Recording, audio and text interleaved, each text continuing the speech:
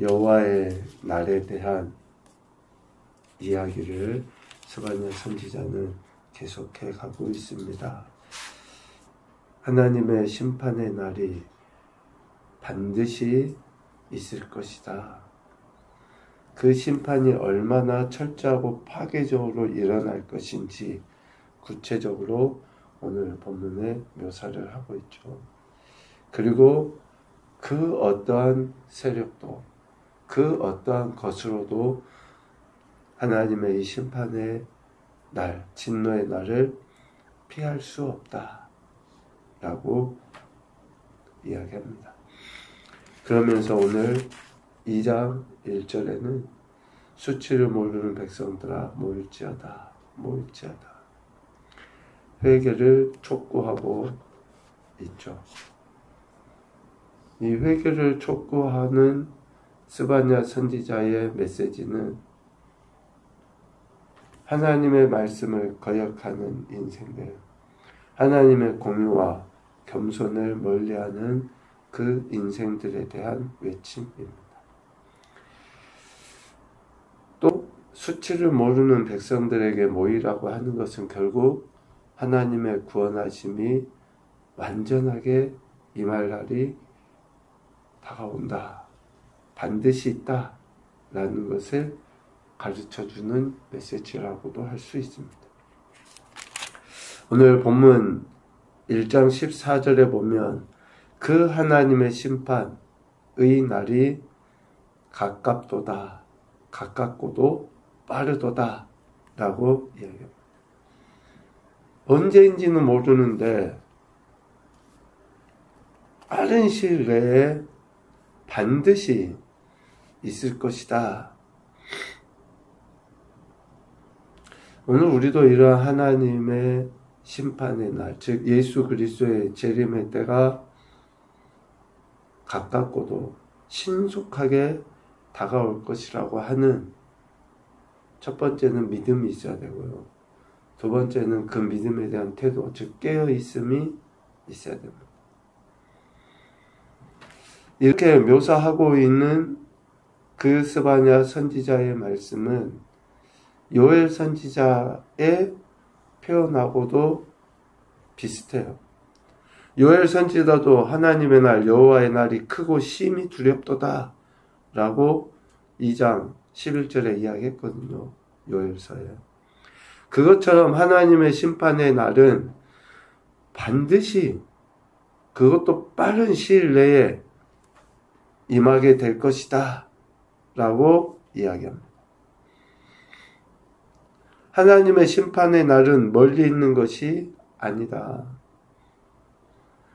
심판받을 대상인 모든 인생과 피조물들이 생각하는 것보다 훨씬 더 가까이에 있다 라는 것을 오늘 이 말씀을 통해서 가르쳐 주시고 있습니다. 그러니까 이야기 나온 것처럼 예수님이 승천하실 그때부터 우리는 마지막 때인 거잖아요. 마지막 때. 우리가 생각하기에는 2000년이 더 지났는데도 아직 그 주님이 오시지 않았어요. 그러면 사람들은 언제 오시려나 생각하다가도 이제 그 생각조차도 없이 오시지 않을 것이라고 하는 그 생각. 좀 더 나아가서는 오시지 않았으면 좋겠다 라고 하는 그러한 어리석은 생각들을 갖기 마련이죠. 그런데 오늘 스바냐 선지자를 통해서 다시 한번 강조해서 이야기하셔요. 가깝고도 가깝고 빠른 시일 내에 반드시 하나님의 날, 심판의 날은 오게 되어 있다. 그 심판의 날, 여호와의 날의 상황을 묘사하는데 15절과 16절, 1장 15, 16절에 표현을 합니다. 마치 전쟁터와 같은, 그냥 모든 것들이 파괴되고 모든 것이 황폐화되어져 버리는 그런 날, 분노의 날이요, 환난과 고통의 날이고, 황폐와 패망의 날이요, 캄캄하고 어두운 날이고, 구름과 흑암의 날이다. 16절, 나팔을 불어 경고하며 견고한 성읍들을 치며 높은 망대를 치는 날이다. 그러니까 여호와의 날은 반드시 올 뿐만 아니라 그 누구도 피할 수 없는 날이 될 것이다 라고 이야기해요. 즉 하나님의 진노가 임하는 날에는 어느 누구도 피할 수 없는, 그런데 17절에 보면 그러한 사람들에 대한 그 고난의 모습을 이야기해요. 맹인같이 될 것이다. 볼 수 없는 그러한 상태가 되어서 길을 찾아도 찾지 못하게 될 것이고, 그들의 피는 티끌같이 쏟아지게 될 것이며 살은 분토, 즉 똥같이 될 것이다. 그러니까 가장 비참한 상태, 지경에 빠지게 될 것이다. 이러한 하나님의 심판, 진노의 날은 18절 은과 금으로도 피할 수 없다. 건짐을 받을 수 없다. 온 땅이 하나님의 질투의 불에 삼켜지게 될 것이다 라고 18절에 이야기합니다. 그러니까 우리가 주님의 다시 오심을 기다리는 성도로서의 삶을 살아갈 때 그 날이 얼마나 두려운 날이며 또 역으로 그 날이 얼마나 우리 인생에게 최고의 축복의 날인가라는 것을 생각을 해야죠. 이 말씀들을 통해서 하나님의 심판의 때는 그 어떤 것도 막을 수 없다. 피할 수 없다.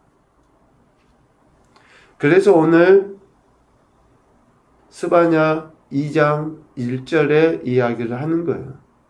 수치를 모르는 백성들아 모일지어다. 하나님께로 돌이켜야 한다. 심판의 날, 곧 임하게 될 심판의 날을 앞두고 수치를 모르는 백성들에게 하나님께로 돌이킬 것을 강력하게 촉구하고 있죠. 수치를 모르는 백성은 모욕적인 언사로 하나님을 찾지 아니하고 무감각하게 살아가는 백성들을 이야기합니다. 무감각하게 살아가요. 2000년이 지나도 오시지 않았는데 우리도 그런 생각을 얼마든지 할 수 있죠. 반드시 주님은 다시 오신다고 말씀하셨는데 우리는 감각 없이 기다리질 않아요. 그냥 여전히 우리의 육적인 생각을 가지고 세상에 그런 방식을 가지고 살아가요. 그러한 자들에게, 무감각하게 살아가는 자들에게 하나님을 찾으라, 하나님께로 돌이켜라 라고 경고하고 있습니다. 왜 이러한 경고로 하나님 앞에 돌이켜 회개해야 한다, 하나님께 나와야 한다, 모여야 한다라고 이야기합니까? 2절 명령, 즉 하나님께서 분노하심으로 모든 것을 멸망시키는 그 심판을 바라시는 때는 모든 것이 불살라져 사그라드는 것과 같이 될 것이기 때문에 속히 회개하고 돌이켜라 라고 하는 거예요. 모든 것이 그렇게 사그라져 버리기 때문에 겨같이 지나가기 전이라고 이야기했잖아요. 또 3절에 이야기합니다. 왜 수치를 모르는 백성들이 빨리 회개하고 돌이켜야 되는가? 여호와의 규례를 지키는 세상의 모든 겸손한 자들, 즉 공의와 겸손을 구하는 자들은 하나님의 분노의 날, 심판의 날에 숨김을 얻게 되기 때문에 그러는 거예요. 하나님의 보호하심을 받기 때문에 하나님께로 돌이켜서 하나님의 말씀을 듣고 겸손히 행하라고 이야기를 하는 거예요. 지금도 이런 메시지들을 통해서 하나님은 우리에게 기회를 주셔요. 또 우리를 통해 한 영혼이라도 하나님께 돌이키기를 기대하고 계시는 거예요. 하나님의 말씀을 듣고 돌이켜 회개하는 자들은 하나님의 심판의 날에 숨김을 얻기 때문에 하나님은 곧 임하게 될 심판의 날을 앞두고 돌이켜라, 회개하라 라고 이야기하는 거죠. 여호와를 찾으며 공의와 겸손을 구하는 모든 사람에게 다시금 희망의 메시지, 위로의 말씀을 주십니다. 하나님의 말씀을 듣고 지켜 행하는 자들, 주님이 더디 오심으로 인해서 낙심하고 절망하지 말라는 거예요. 여전히 하나님께서 저들에 대한 구원의 은혜를 약속하고 계시기 때문에 이런 말씀을 통해 위로받고 끝까지 믿음을 지켜라 라고 격려하고 계시는 것입니다. 오늘도 저와 여러분에게는 이런 말씀이 들려지고 있어요. 우리가 어떤 태도를 취하느냐는 우리 각자의 몫이에요.